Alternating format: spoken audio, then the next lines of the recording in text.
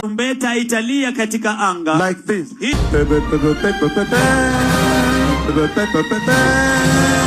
That is how the trumpet will sound.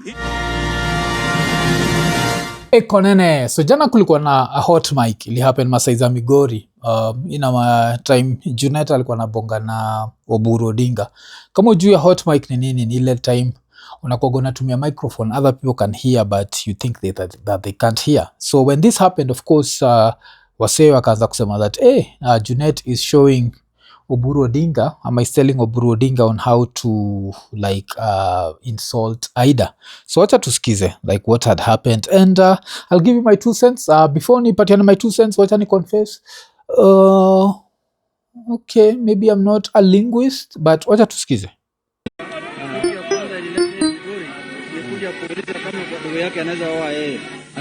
Kitu ya kwanza ilete Oburu hapa Migori ilikuwa kuja kuuliza ndugu yake kama anaweza oa Aida. Ndio alikuja Migori mara ya kwanza. Anautoa salamu yake kwa Kijaluo.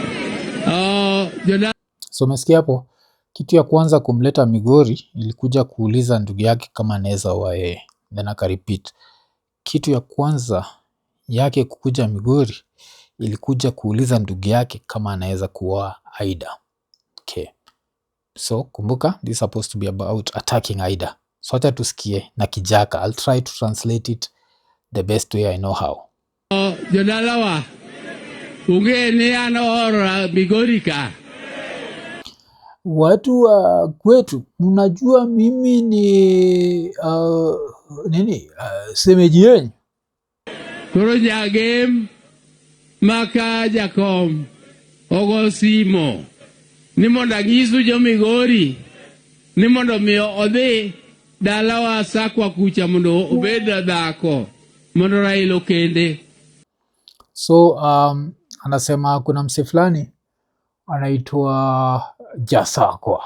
Okay, hapo I think na need to rewind hiyo nini, but it's cause the translation that had been done in public was so bad that hata najiconfuse, but wacha nisikize. Ungeni anaora Migorika. Koroja game maka jakom. So kuna mtu wa game wa mwenyekiti. I guess Jacom by this time wanamaanisha Raila still. Ogo simo. Amepiga simu. Ni mondo nyisu jo Migori. Niambie nyinyi watu wa Migori. Ni mondo miyo odhi dalawa sakwa kucha mondo obed dhako. Ati ndio weze kwenda ocha kwetu uko Sakwa akue bibi mondo Raila kende. Ndio Raila muoe. Ngama no biro kae richu kelo dhok ma momoso jo game. Mtu alikuja hapa na ng'ombe na akasalimia watu wa game. Jo game odaka. Watu wa game wale wameishi hapa. No Oburu Oginga ni anmana kelo dhok. Ni Oburu Oginga. So sasa I think nime understand what Nani was saying. What anaitwa nani? Junet alikuwa anaambia nani? Inaka Junet when Raila was alive, maybe Junet told Raila told Junet the story that when he wanted to marry Aida, the guy who went to talk to Aida's brother, to tell Aida's brother that Raila wanted to marry Aida was Oburu Oginga. So this was not an insult. Ubuda, is he confused? Yes. Is he embarrassing himself? Yes.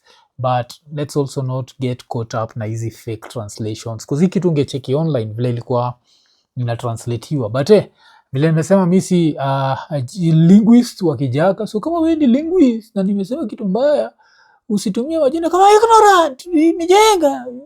Kuja tu slow. Baki umeniambia what if I've gotten it wrong. But I think that's what I've understood from the whole thing. Ilikuwa Junet anaambia Oburu like vilaneza tafuta sifa kwa hiyo crowd. Na sifa kwa crowd ni huyu demo wenyu ni demo wa Migori Aida. Lakini mimi ndio nilifanya aka marika tu Jacom like Raila Odinga. Mimi ndio nilifanya najua that great name is now attached to nyinyi because of me. That was him just trying to score some political points. But ilikuwa very interesting hii meeting because kuna raya moja ilinibamba jo. Ili tumia insults na kusifu Yesu in the same sentence jo. Wacha tusikize hii raya. Eti ulikula pesa ya wajinga kama mama yao. ati ulikula pesa ya maagent. So hii time ni nanga Junet alikuwa accused of eating the agent's money. I think Sifuna alimu accused of that do ilitoka from Uhuru, but Sifuna ended up using up the money. Mjinga kama yeye. Junet ni mbunge na anaenda anopose, sema anopose. Junet ni mbunge na anaenda anopose, sema anopose. Sasa hapa ndio ina get interesting. We are both going to praise Jesus and tell people to go themselves. Olundu mine ujoma ya Junet Pierre mine unyasai mdogo wetu. Haya, Olundu mine Pierre mine unyasai mdogo wetu. Matako za mama zenyu na kianze ni mikundu za mama zenyu na Yesu awabariki. Sikia hiyo sentence. Mikundu za mama zenyu na matako za mama zenyu, lakini Mungu awabariki. Mpaka Mungu iko like, naibariki yaani. Hey, nabariki yaani. Yeah, Mungu wa Jaka ni mjaka. You know why I know? So iko Bible ya Jaka, history ya circumcision haikuagi. It's not given that much weight, you know.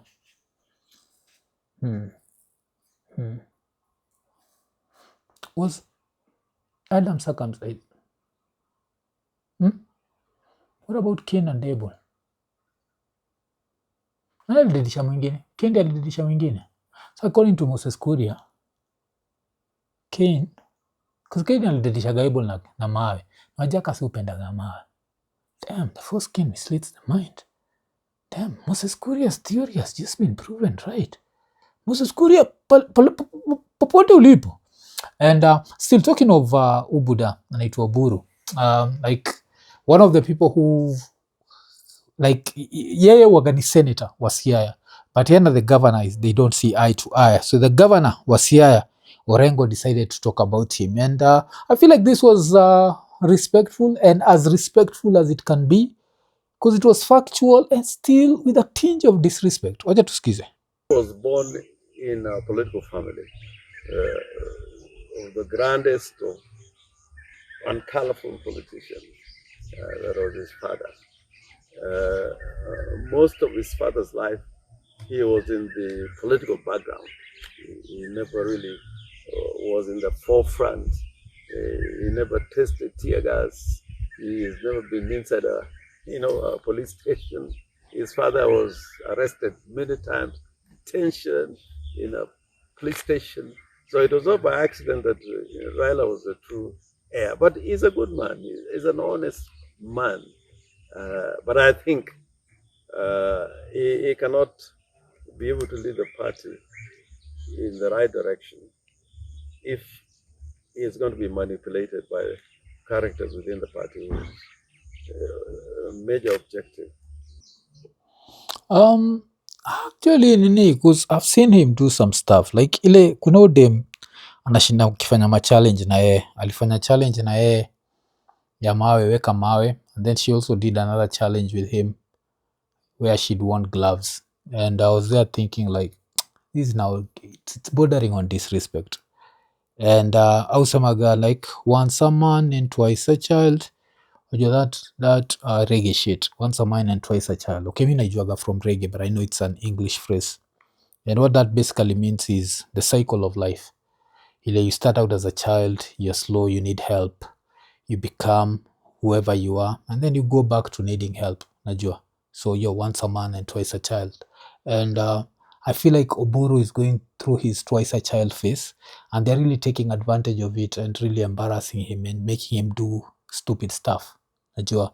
And this stupid stuff is the reason why people can now even spread fake stories and be like, you know what, he was in Migori insulting Ida, you know, that crap. That can happen because of that, because he's not in his right mind state. And yes, he can't make the leader that they claim that they want him to be. And I think they want him as the leader because he's easy to manipulate. Because if they were to get a young leader, that young leader would need a few things done in a few ways. And that's the reason why now Sifuna becomes a problem, because you don't want that. Because that's someone who's come up with ideas and be like, you know what, this was what Raila was doing. Maybe since Raila did this, he was popular, but he was never able to rise to the top seat. Why don't we do it this way? Acheki. And that's something that ODM does not want. Tuendele. I think you can do a better job. NDC is coming up soon. Will you consider vying? I can't say that, because I think now we want a united party. And if we want a united party, we should find a pathway and having a leadership that can enable us to have unity within the party. But I am not afraid to become a party leader. I'm not afraid, to take leadership, even at this time of my political life. I think there's a... Damn, okay. So nasikia hapo Orengo anasema that he's not afraid to DJ, and he's not afraid to take up the leadership of the party even at this point. Do I think he's on anyone's radar? I don't think so. I think these people, hata kukiwa na hiyo NDC, they're just going to endorse Oburu because he's a safe choice. So now the worst thing about this is I don't know how much all this political activity, I don't know how much damage it's doing to his body. Because remember, he was not this active. His brother was always the more active one. So this might end up, unajua, like giving him a very short-lived whatever, where either health itamlemea, because you can just see he's tired. He's tired. And they just keep pushing him and pushing him and pushing him. And apart from that, the infighting. And this infighting, it's going to a level where it's even happening at the family level, which can never be good. I think there's a lot still to fight for in the country that needs to have strong leadership. We don't want, choir masters and, praise and worship team. That's not what Kenya needs at the moment. We need fighters and people who can stand tall, even as against, even as they face. Okay, so mecheki hapo like wanasema that our need choir masters, wanna need people who can fight. And so I still feel like the ODM leadership will always try to push, najua they'll always try to push Obuda anaitwa nani, Oburu. Why? Because he's a safe choice. You also don't want someone who is going to disrupt everything. And another thing that Orengo alikuwa quoted still na Nation ni alikuwa amesema Sifuna is fit to be the president of Kenya. There is recognition of his talent. It's not unheard of that there is a push for people to run for president. It is positive that in Linda Mwananchi, people are talking about one of its leaders being a presidential candidate. So nakumbuka pia jana ikikam to stories za Sifuna, on Saturday that is, Sifuna alikuwa area za naitwa nini? Sifuna alikuwa area za what the hell is this place called? Like huko Uluyani, na huko Uluyani what happened? There's some leaders who endorsed him, and even that guy who should not be free ended up talking about him, najua Didmas Barasa. And then what happened? Najua every time I talk about Didmas Barasa, I always bring up the fact that he should not be free. Na kuna wase watachukua like, umse, why haven't you ever moved on? But then what happened? I always say that if there are no consequences, you'll repeat the same things. So jana kulikuwa na story where allegedly Didmas Barasa gari yake ilihit mtu Masai za Bungoma, and he did not even stop. Wacha tusikize. Mtoto anakubali Didmas. Anaua mtoto, ona mtoto amegongwa. Huyu mtoto anakufa huyu. Hatuwezi kubali. Huyu mtoto atibiwe. Alafu na cheki kitu kama hiki happen. Juagizo magari hizi wagana bulba. So the probability of anyone surviving is next to zero. Na cheki so allegedly gari ya Didmas iligonga mtu and ikabaki imeenda tu na shughuli zake. Ikonini, najua mwaka ni mpya lakini injili ni ile ile LemFi. So kama uko US, uko UK, uko Canada ama uko the UAE na unatry kutuma do Kenya, baki umechangamka, ingia LemFi, utabaki umepata the most competitive rates. Lakini apart from that, on your first transaction ya $100 or more, utapata $20 sign up reward. So unangoja nini? Baki umechangamka, chap ingia LemFi. LemFi, international payments for everyone. Ikonini. Apart from that, last story, another person that ended up making headlines ilikuwa Ubuda anaitwa nani jo, Khalwale. And Khalwale ilikuwa interesting jo, alikuwa nabonga juu ya one term na two term, anasema that it's not as easy as that jo. Alafu kuna wasee walibaki wametranslate jo. Okay, wacha tucheki bila wasee wacha tumsikize kwanza. ninataka kumwambia Mheshimiwa Oparanya, wacheni kurukaruka hapa na mambo ya tuta.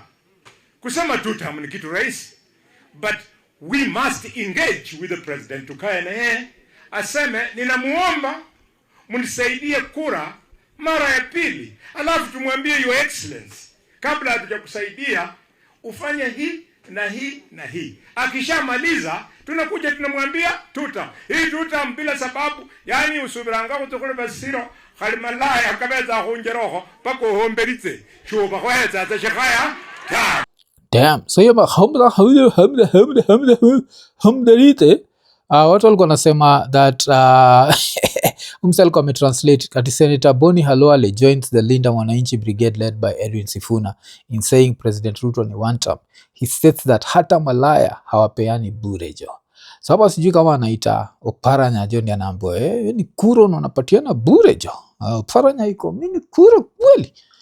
So alienda pa kusema hivyo that hata kura uaga hapatiani free. So yeah, I think itakuwa very interesting kuona like what the Luya leadership does, because they've had very timid leaders in the form of Wetangula and Mudavadi, and right now there's a young dude, and this young dude is loved across the country. So do they rally behind him, or do they become the cowards and just let Ruto have like the easiest pathway to State House, najua, for a second term? So that's going to be interesting. And talking of course, Ruto getting his second term, one of the things that's happening is was opposition wamekuwa kiteta na wanateta juu ya elections and what they think maybe that elections won't be fair, and they think it won't be fair because of what? Smartmatic. Unaona Smartmatic ilikuwa siflani wale Raila used to really complain about. And now, I don't know if JB Muturi, because JB Muturi at that point used to be in UDA. I don't know if he's vindicating Raila, but wacha tusikize. Kwa hivyo tumeumana nukikakuru mzima. Ni hapo tuko. Ni otole. Kwa sababu Kasongo mambo yake yale ambayo anategemea ni kama anaweza kuiba. Na kwa sababu kile kitu anamezoea sana ni kupora nchi.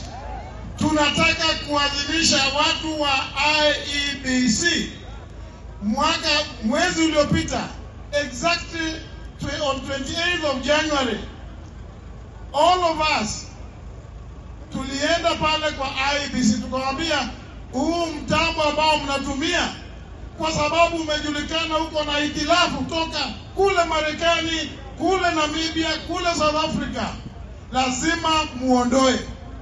From Subukia today, I'm calling on the IEBC to stop delaying cancellation of the contract between IEBC and Smartmatic company. Sikia hiyo, anasema IEBC wabaki wamecancel contract yao na Smartmatic.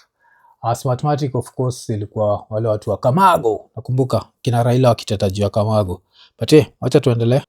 Kudelay hiyo procurement of a new technology ndio waweze kufika pale mwisho wa mwaka waseme, unajua sasa lazima muende na hii. Na hii mtambo ndio ile Kasongo ameweka mamuluki, wale watu ameleta kutoka Sudan na wakora wote, hata wale wanatoka Somalia. Tunamwambia we need a new biometric system, not the one the kids supplied by Smartmatic company, as soon as possible. Failing which, mimi nitauliza ndugu zangu hawa, tuandamane na wananchi wote Nairobi, tuende pale kwa IEBC, tuamrishe wao wakatishe hiyo contract, kwa sababu Kenya mzima tunajua William Ruto hakuna pahali pengine anawekelea kidole ni hapo IEBC, kwa sababu Okay, so hapo walibaki wame-threaten Ruto tena na mass action. Do I think Ruto would lose sleep over mass action? I don't think so. And I remember last time when I said this, I got in trouble. But I was giving the example of how when Gachagua and team walked to Vigilance House and he didn't bring the whole town to a standstill. People are still going on about their business. The same thing, majuzi nikibonga juu ya Roysambu. When Ruto went to Roysambu, ndo kuanchikia so about that wako hapo wana shughuli. Na afu kuna msalisema, but Ruto had not planned. It's not about planning. When you're loved, you don't need to plan. You just need to show up and you bring the whole place to a standstill. And let's not even use politics. Try kuangalia inaitwa nini? Majuzi of course tuko na issue speed vile alifika, I think one of those secondary schools, was it Upper Hill? Standstill. But msata sema maybe that's too much. But have you seen the videos of Yani akienda hizi machuo after Donjo Maber? The schools always come to a standstill.